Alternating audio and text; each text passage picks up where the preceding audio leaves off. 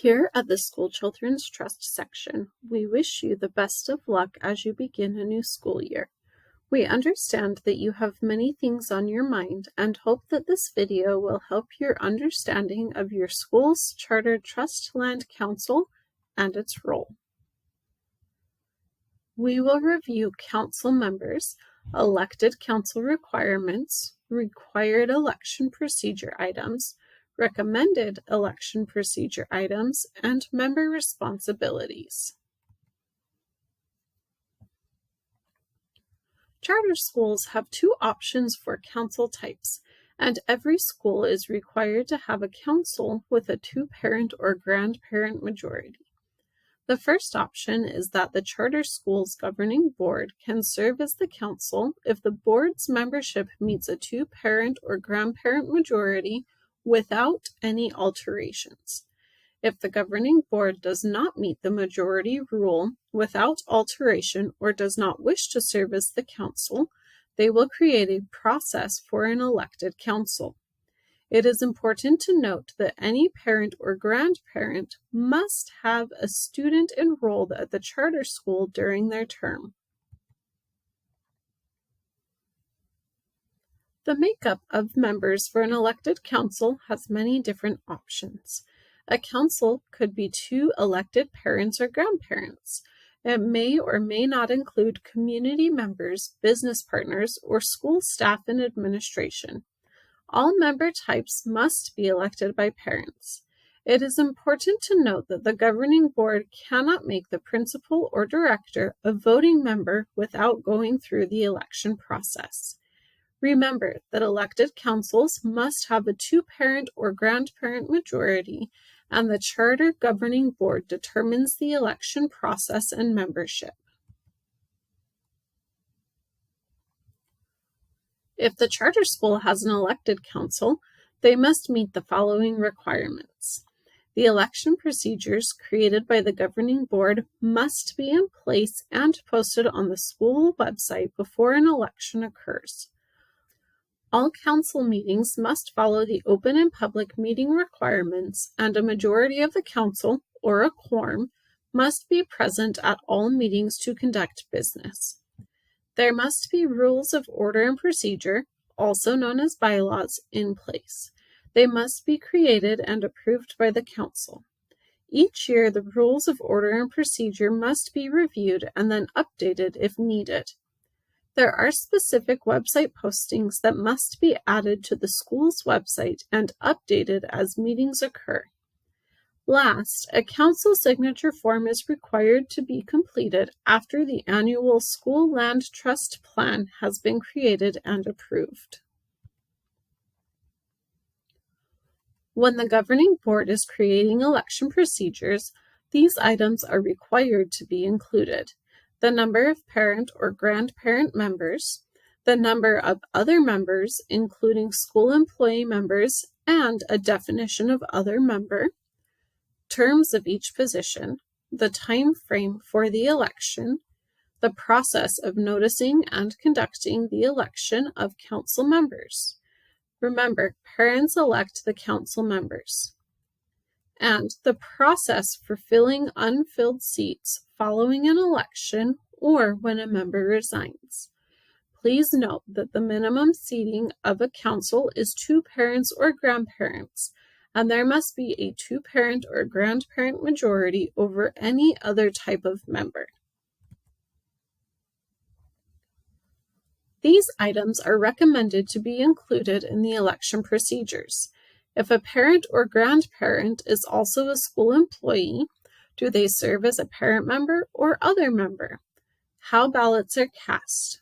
Can they be cast electronically? Are paper ballots only accepted? Are absentee ballots allowed? The process for handling a tie vote. The election process of the chair, who must be a parent or grandparent member. The allowance of the council to create subcommittees, and any other items that address the unique needs of the charter school.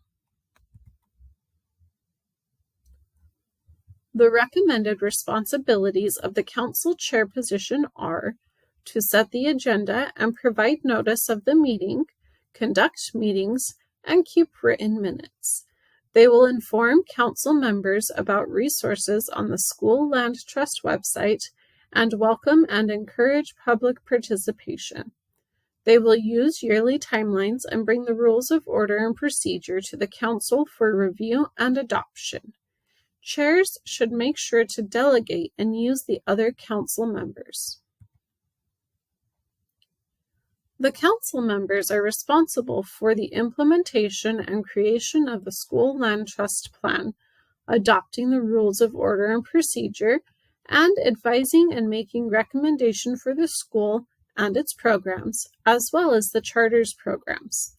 They should also advise and make recommendations on the positive behavior plan, safety principles including safe technology usage, and any other issues relating to the community environment for students.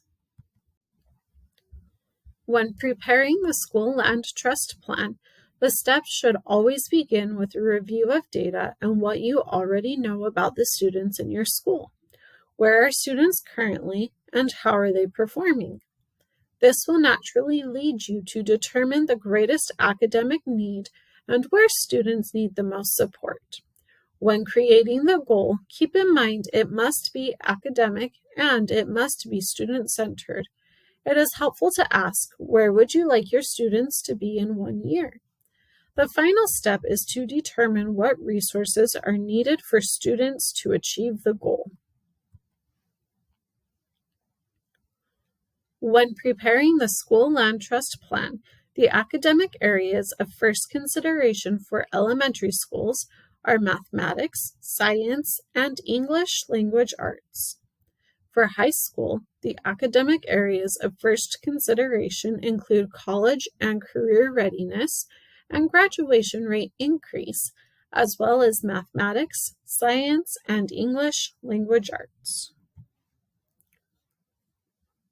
When determining measurement, think of how you will know that your students were successful. It is recommended to limit measurements to 1 or 2 meaningful sources that will indicate whether School Land Trust funds were successful in helping you achieve your goal. Too many measurements or variables make it difficult for your council to see if the School Land Trust funds worked or not. The action steps and expenditures of a goal need to explicitly state what School Land Trust funding will be used for and how it will directly impact the academic goal. Anyone picking up your plan should be able to follow it and make the purchases necessary to achieve your goal. When listing action plan steps, it is helpful to add a total of expenditures at the end of each action step in addition to the expenditure description box. These resources are available to help complete the requirements reviewed in this video. The School Land Trust Reporting website, the School Land Trust website with the Utah State Board of Education, and a template for rules of order and procedure and a checklist of school website requirements. Thank you for your time and for supporting the School Land Trust program. We will be reaching out with more videos and training opportunities as the year progresses. If you have any questions before then, please feel free to contact us.